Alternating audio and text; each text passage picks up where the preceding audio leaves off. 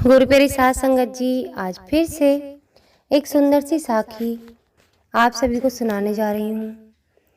गुरु प्यारी साध संगत जी, एक पाप करने से जीवन भर में या जितने जन्मों के पुण्य हमने कमाए होते हैं वो सब नष्ट हो जाते हैं। एक पाप इतना भारी होता है कि वो आपके सारे पुण्यों को खा जाता है। जो लोग सोचते हैं जीवन में कि हमने तो किसी का बुरा नहीं किया, फिर भी हमारे साथ ऐसा क्यों हो रहा है, हमने तो बहुत पुण्य किए हैं, लोगों का भला किया है, लेकिन फिर भी हमारे साथ ऐसा क्यों हो रहा है। तो आज की साखी उन्हीं सब के लिए है। तो आइए गुरु प्यारी साध संगत जी, सुनते हैं आज की ये सुंदर सी साखी जो हमें बताएगी कि जाने अनजाने हम लोगों से कितने बड़े पाप हो जाते हैं और हमें पता भी नहीं चलता है, या फिर यूं कहिए कि हमें पता होता है लेकिन फिर भी हम इग्नोर कर देते हैं और उस समय हम ये नहीं जानते कि हम कितना बड़ा पाप कर रहे हैं।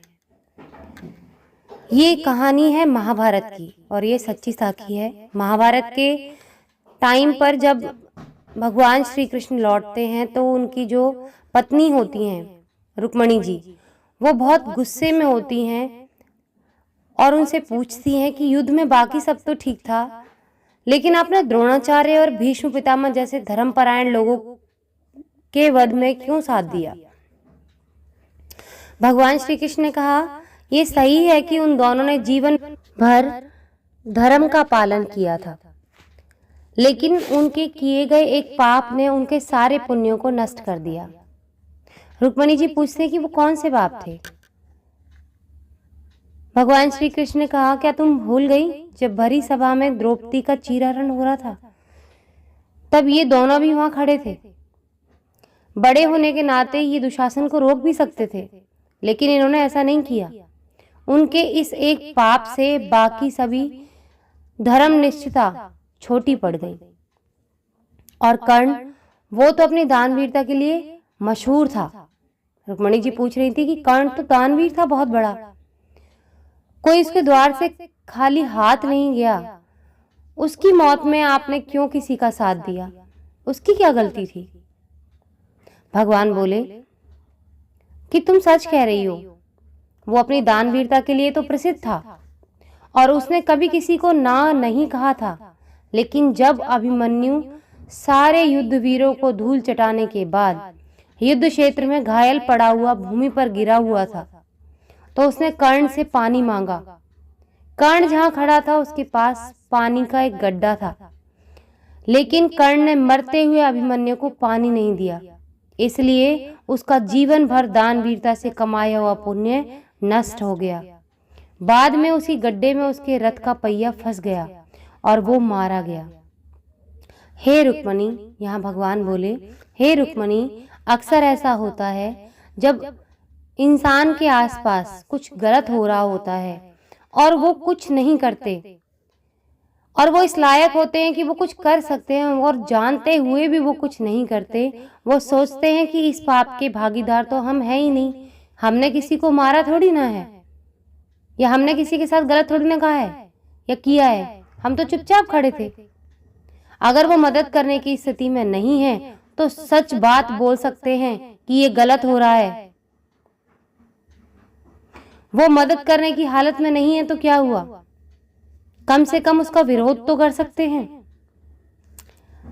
लेकिन वो ऐसा भी नहीं करते। ऐसा ना करने से भी उस पाप के वो उतने ही अधिकारी हिस्सेदार बन जाते हैं जितना पाप करने वाला।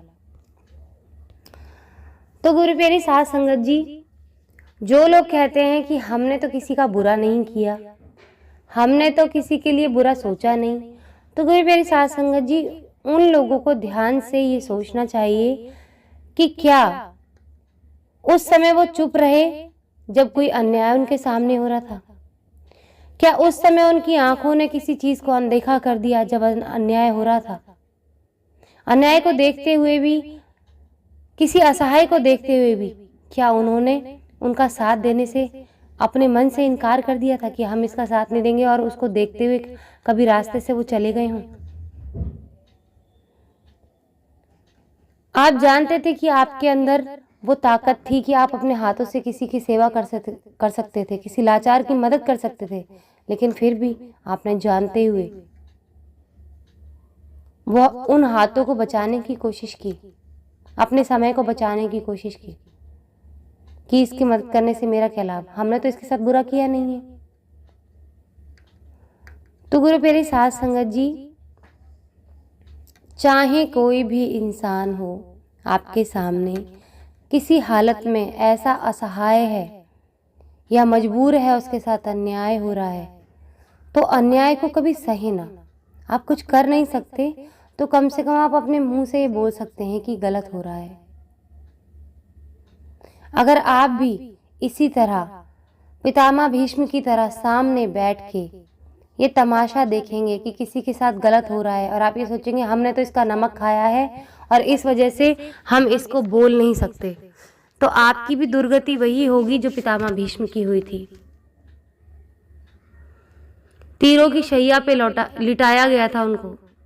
पूरे ब्रह्मांड में कोई ऐसा नहीं था जो पितामह भीष्म को मार सकता था, इतनी यातना दे सकता था, लेकिन फिर भी उनके कर्मों ने उनको उस स्थिति में पहुंचा दिया कि इतने शक्तिशाली, इतने बलशाली होने के बाद, इतने धर्मात्मा पुण्यात्मा होने के बाद, माता गंगा के पुत्र होने के बाद भी उन्हें उस दौर से गुजरना पड़ा, उन कष्टों को सहना पड़ा, क्योंकि वो कष्ट करने वाले काम ही किए थे। ना कुछ करके भी उन्होंने ऐसा किया था जो सहन करने लायक नहीं था।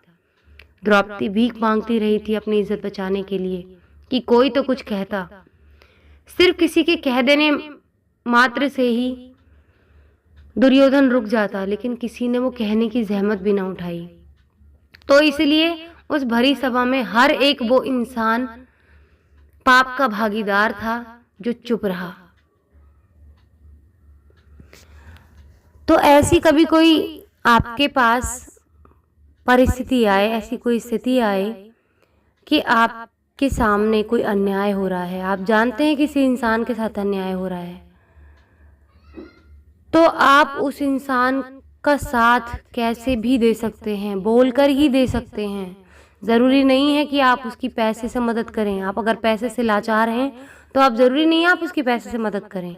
आप बोलकर भी, सच बोलकर भी उसकी मदद कर सकते हैं। आपके द्वारा बोला गया सच उसके लिए बिल्कुल उसी मझधार में पड़ी नाव की तरह होगा जहां इंसान डूब रहा होता है और उसको नाव मिल जाती है, या कोई ऐसा संभालने वाला मिल जाता है जो उसको वहां से खींच के बाहर निकाल सके। तो वो सच बिल्कुल उस दरिया में से बाहर निकालने वाली उस रस्सी का ही काम करता है। तो आप कुछ ना कर सके तो कम से कम चुप भी ना रहें, अन्याय के खिलाफ आवाज उठाएं। बहुत से घरों में ऐसा भी होता है कि जब कोई किसी परिस्थिति से गुजर रही होती है, बेटी या बहन या कोई भाई गुजर रहा होता है, किसी मानसिक प्रताड़ना से गुजर रहा होता है या शारीरिक प्रताड़ना से गुजर रहा होता है, तो आसपास के लोग कह देते हैं कि नहीं ये तो सहन करना पड़ता है, हमने भी सहन किया है। ऐसा बोल के वो लोग बराबर के पाप के भागीदार बन रहे होते हैं, क्योंकि वो जानते ही नहीं है कि सामने वाला किस प्रताड़ना से गुजरा, और जिस प्रताड़ना से वो लोग गुजरे हैं, जिसकी बात वो करते हैं कि हमने भी तो सहन किया है। तो आपने पाप सहन करने का ट्रेंड बनाया, चलन आप लोगों ने ही बनाया है, और आगे आप अपनी आने वाली वंश में भी यही चीज़ डाल रहे हैं कि इस पाप को आप सहन करें। और आप किसी को अगर पाप सहन करने के लिए प्रेरणा देते हैं तो आप बहुत बड़े पापी हैं। आप उस इंसान से भी बड़े पापी हैं जो सामने वाले के साथ वो पाप कर रहा है। उस पाप को सहने की अगर आप उसे प्रेरणा दे रहे हैं तो आप उससे बड़े पापी हैं, और इन कर्मों का फल भुगतना पड़ता है।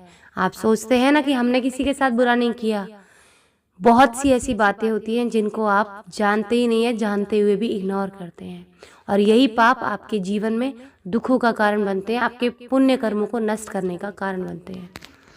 तो जब भी आपके सामने ऐसी कोई चीज़ हो तो आप पाप के खिलाफ आवाज़ उठाएं। आज इसी के साथ इस सुंदर सी साखी को यहीं समाप्त करना चाहूँगी। मिलती हूँ आपसे अपनी अगली वीडियो में नई साखी के साथ। तब तक के लिए खुश रहें, सुमिरन करते रहें, सच्ची सेवा करते रहें।